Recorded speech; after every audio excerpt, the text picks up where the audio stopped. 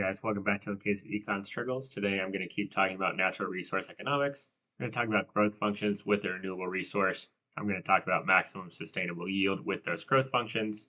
Timestamps are below if you would like to jump around. Let's go ahead and get right into it. So sort of the motivation here is if we think about Bill, and Bill's got an amount of water in his well, we know that the amount of water that he's going to have today is basically going to be the amount of water he had yesterday minus the amount of water he took out minus some evaporation, plus some rain that he had in day T.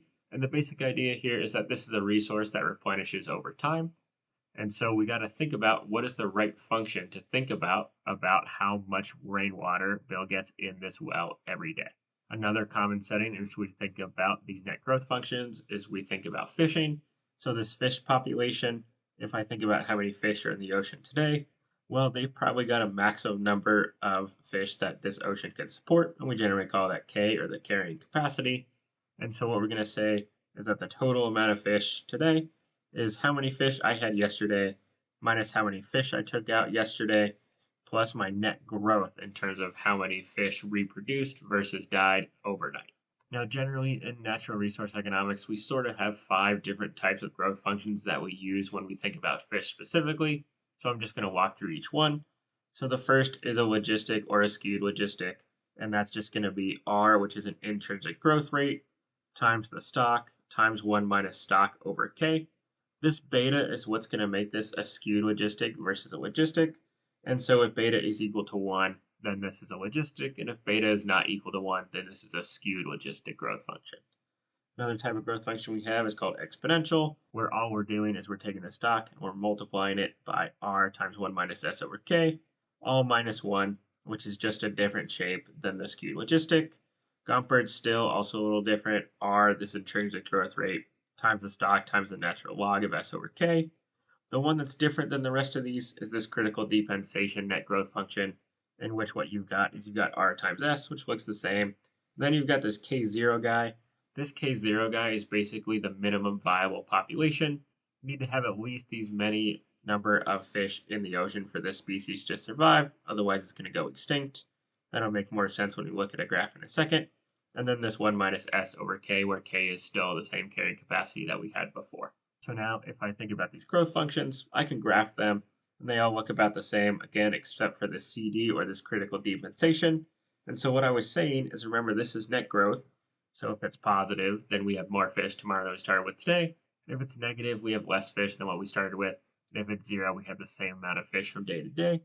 Now, if I look at this K1 guy, you can see that we are negative between 0 and this K1, or this K0, depending on the notation of your class specifically, in which what's happening is, say if we're at this amount of population right here in blue, we don't have enough. Maybe we've only got, I don't know, 2 rhinos left or something.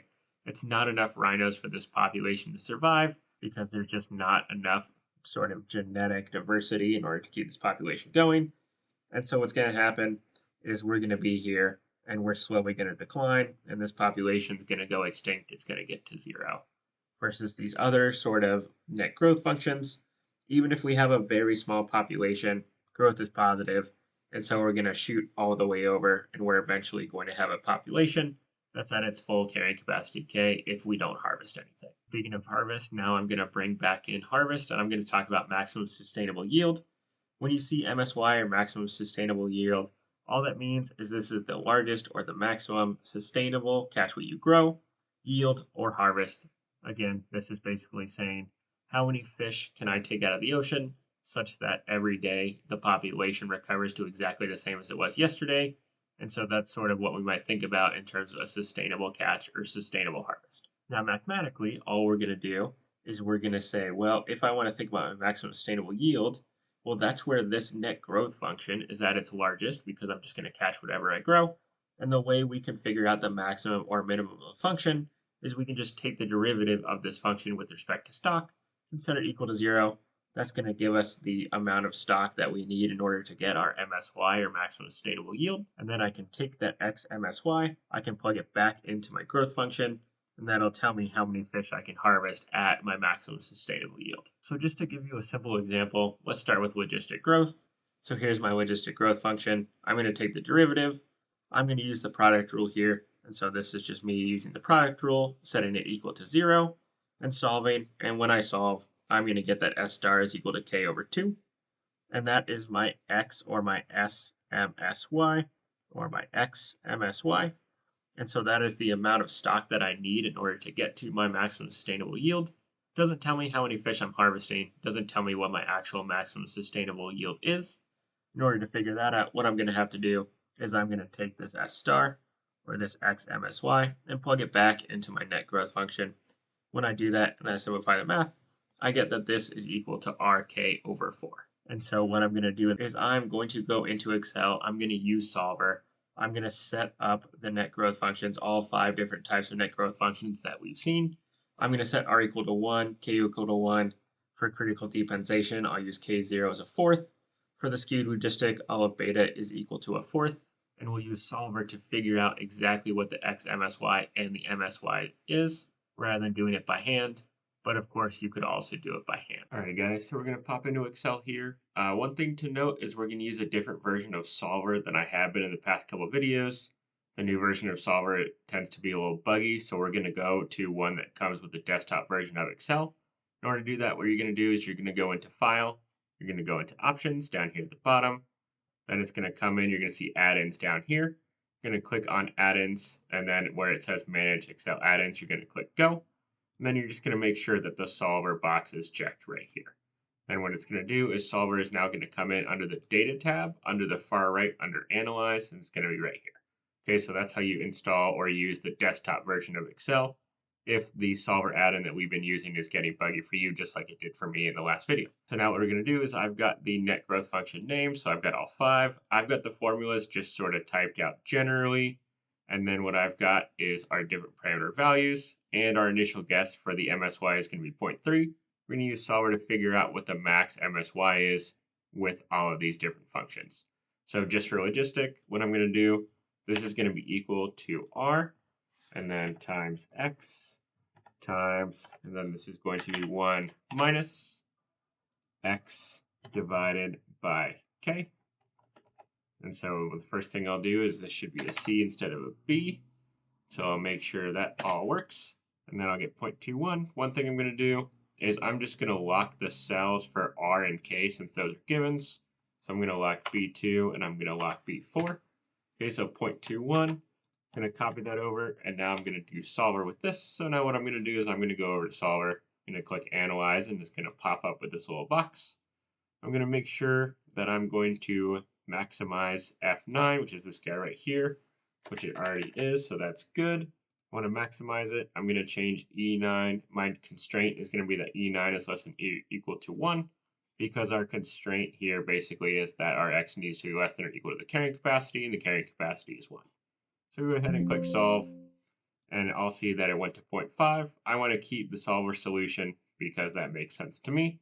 And so now I've solved the MSY and the XMSY using Solver, and I get exactly what I got in the original problem by hand, because what I got is that I got RK over 2, and our MSY was RK over 4, which is 1 over 4.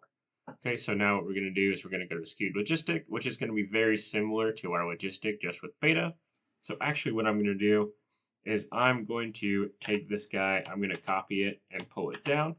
And you can see that everything moved correctly. The only thing I'm going to add is this needs to be raised to the power of beta, which is this guy right here. Again, I'm going to lock it.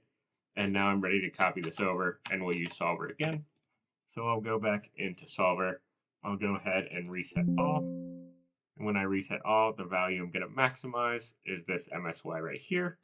I'm going to change the value of E11.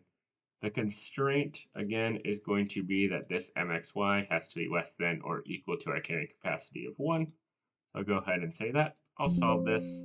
I'll take a look, and I'll see that our MSY is now 0.8, which makes sense because our beta is less than 1, so now our maximum sustainable yield should be to the right if I think about that graph that we looked at in the first part of this video. So I'll click OK. We're going to do the same thing for exponential. So this is going to be equal to x times, and then I'm going to say exp for e to the exponent. This is going to be e times r, which I'll lock. times, in parentheses, 1 minus x over k, so x divided by k, which I'm going to walk right now.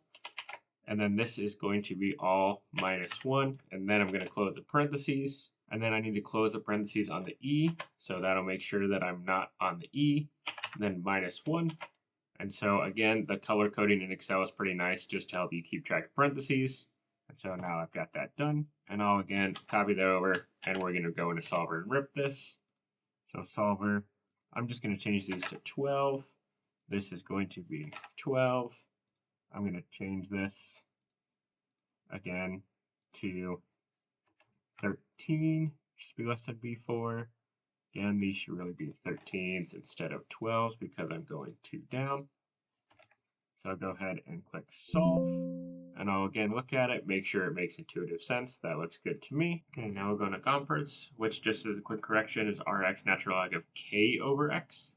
And so for this guess, this is just going to be R, so this guy times x, and then that's going to be times the natural log of k over x. So this guy right here, again, locked divided by x like this. And so now when I copy this over, we'll use solver again. So I'll pull up my solver, and I'll make sure this is 15, F15, 15, 15. I'll solve that, and I'll get that basically this right here is my solution, which again makes some intuitive sense. Critical depensation is going to be the hardest. Critical depensation is just going to be R times X, so R times X. And then again, parentheses are going to be really useful here. So this is going to be x over k0, so x divided by k0 lock. That's going to be minus 1, close parentheses, times 1 minus open parentheses, x divided by k, again, lock. And I'll make sure all my parentheses are closed. And I'll move this over. I'll make sure my values don't change, which they don't. Solver again. Instead of 15, now we're at 17, so 17, 17, and we'll change to be 17. Okay, we'll solve. And so now what we've got is we've got for each type of net growth function, we've gotten our solver. We could have done this by hand using the derivative, set the derivative equal to 0, found our x MSY, plugged our MSY back in, just like we did in the first part of this video for the logistic. We could have done that for each of these net growth functions.